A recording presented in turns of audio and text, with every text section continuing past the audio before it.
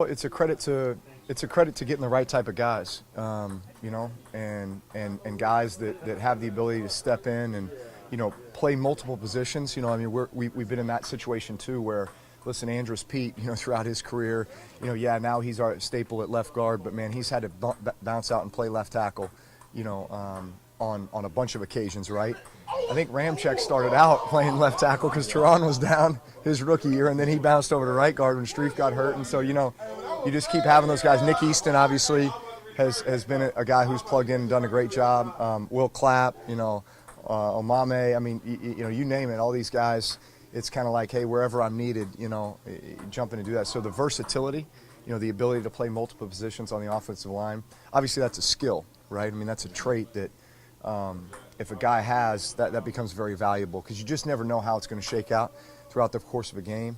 But, man, those guys have been able to plug and play and do a great job. Speaking of, you've seen Sean see the offense in a similar way now after spending so much time together. But over the last decade, has there been something that's consistently come up that you maybe disagreed about pretty often or required a little bit more back and forth? No, it's funny. I mean, of course we have those conversations where he's like, I see it playing out like this, and maybe, I say, well, I think the guy plays it more like this, or I think we're more apt to get this coverage or this look or this leverage. And he's like, trust me, I'm going to call, hey, and if it's not, then, but you know what that does is it allows us then to maybe work on a concept to where it fulfills the vision that we both have. Whereas he may think, man, the ball's going to this guy, I guarantee it. And I say, well, if they don't give us that look, then I'd rather have this route as a complement that I can get to in the event that we don't get that look. And so that's how you tweak, right? And that's how you get to get the play exactly the way we both will feel comfortable about it and know that, man, we're going to get something positive out of this. How would you say the way you guys communicate has changed over that time? You know what? I mean, I'd say we've always had great communication throughout the week. We're constantly talking through concepts. What are you seeing? What am I seeing? He may install a play that I say, hey, coach, explain the vision to me, and he'll explain it, and I'll say, okay, I got it, So that happens all the time, and that's happened ever since I got here. We talk so much about situations, and he said, hey, when this situation arises, this is what I'm thinking. So that when that situation comes around in a game, I can anticipate what's coming, and that makes me a better player, right? To be able to anticipate what the play caller is calling and why he's calling it, right? But man, I think especially now, 14 years later, like I know the stuff he likes and why he likes it, and he'd say the same thing about me, and so it's just that ability to kind of read each other's minds at times that makes us effective. You mentioned the offensive line. The Pro Bowl selections came out last night. I'm surprised Ramczyk wasn't in there. There always seems like there's some guys who are quote-unquote snubbed. Listen, I'd make an argument for every one of our guys, but certainly Ryan Ramczyk is, I think over the last 3 years, established himself as one of the best, if not the best, right tackle in the league. And I think usually what you find is, especially as a young player, it takes a few years to kind of get that respect or become, that name that everyone then recognizes as, oh, he's one of the elite guys, and, I think I've heard Sean even say it that, there's times where young players won't make the Pro Bowl when they deserve to, and then maybe as you get older, you make it when maybe you didn't deserve to, right? Because now all of a sudden everybody knows your names and they just expect, oh, well, that guy should be in there, right? He's been such a good player for a long time, right? But bottom line is Ramczyk certainly deserves that honor. And he's a Pro Bowler to all of us, and I'd say the same for certainly Larry, Andrus, and all those guys got a certain amount of respect in one way or another, right? Even as an alternate. I mean, that's basically saying that there's enough people out there that think that highly of you. So, yeah, those guys are all deserving. Threw 4 touchdowns to 4 different receivers. How do you develop trust in receivers as opposed to, a lot of times you get in situations where you'll see over the course of a season or a career, you kind of force it to a guy as opposed to just throwing it to whoever the open guy is? Listen, every play has its progression. Every play has, its rhyme or reason, depending on coverage, depending on matchup, as to, where you're going and why. And, I think when we can walk away from games and and look at the stat sheet and be like, man, 10 different guys caught passes or 4 different guys caught touchdowns. Imagine the problem that presents for a defense, right? Where it's like, well, man, we can't just key on one guy or 2 guys even. They've got these other guys that when the matchup is there, they're gonna try to exploit it. And I think that keeps all of our guys really in tune as well, knowing that, man, on any play, regardless of maybe the way it played out in practice or the way that it even plays out when you're installing the play, this play could go to me, right? This opportunity could be mine. And that gets everybody very in tune and very focused from play to play, knowing that it could be their opportunity. Drew, is it interesting to put on the film and see Kenny Vaccaro making plays Yeah. for that defense? Listen, he's doing great. He's doing great. Listen, he was a great player for us. He brought a physical, brand of play and a mentality. And, I appreciate those 5 years with Kenny and happy for the success he's having. I know he got used in so many different ways almost each year here. How does he cause problems? He's a very versatile player. You go back to his college days, and he was basically playing like this nickel, strong safety hybrid. He's obviously a very physical player in the run, but he's got good cover skills as well. So he can cover tight ends, backs. He's a great pressure player. You see him play in the middle of the field. He's got good instincts. So he's just a good football player all the way around. And I apologize if you got asked this at the beginning. Having time to have that performance soak in. I mean, did it even surprise you the efficiency of it? I guess. Yeah, I mean, typically throughout the course of a game, you're going to have 3 or 4 throwaways, right? You're going to have maybe a spike or 2.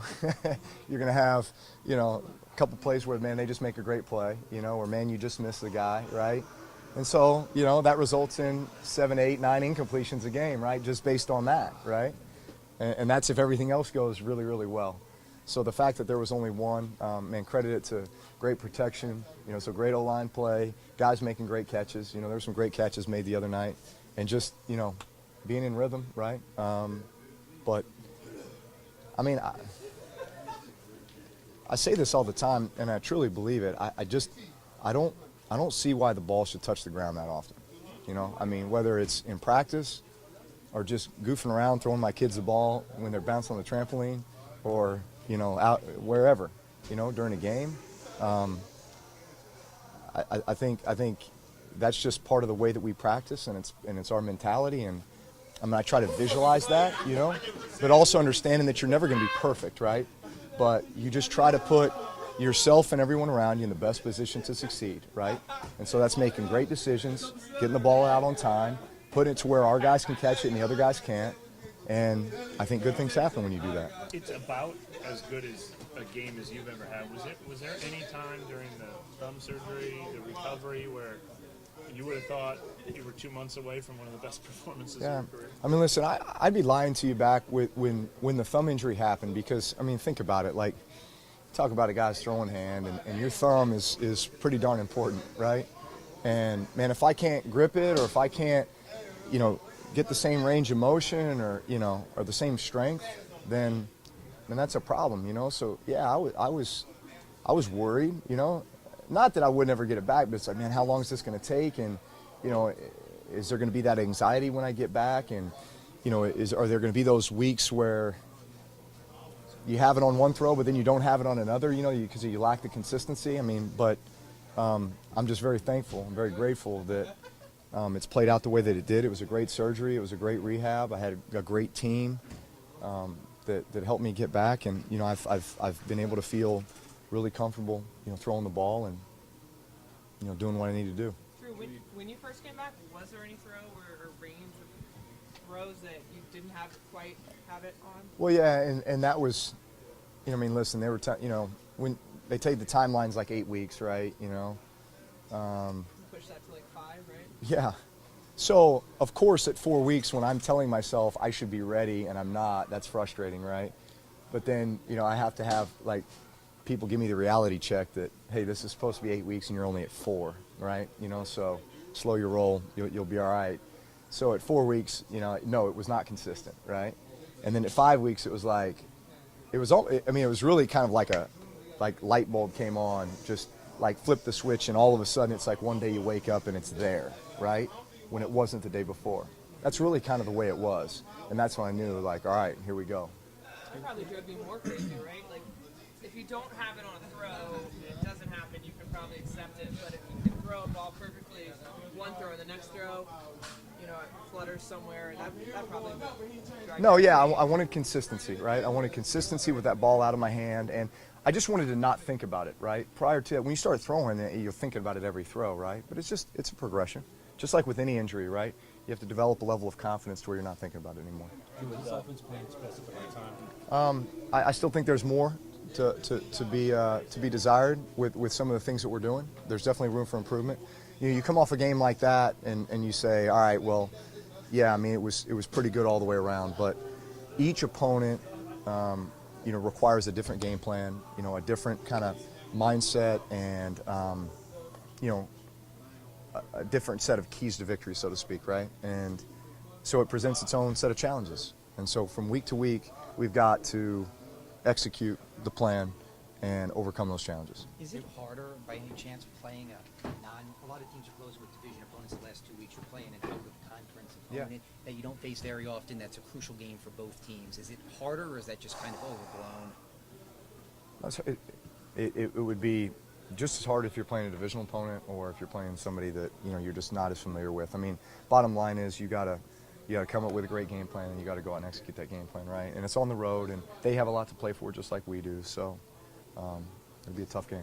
As a quarterback, to see the resurgence that Ryan Tannehill has had, is that great to see that success and him thriving in the new system and new offense? And Yeah, team? absolutely.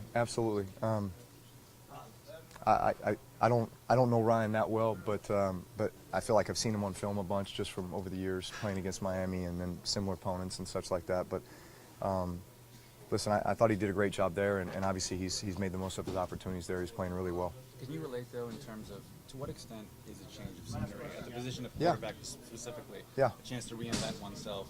Did you have any of those thoughts? No, absolutely. Yeah. It's a fresh start, right? It's a fresh start. It's kind of like reestablishing the foundation. But you're also drawing on your experiences as a starting quarterback. I mean, how many games did Ryan Tannehill start prior to arriving in Tennessee? A lot, right? I mean, so he's an experienced veteran quarterback.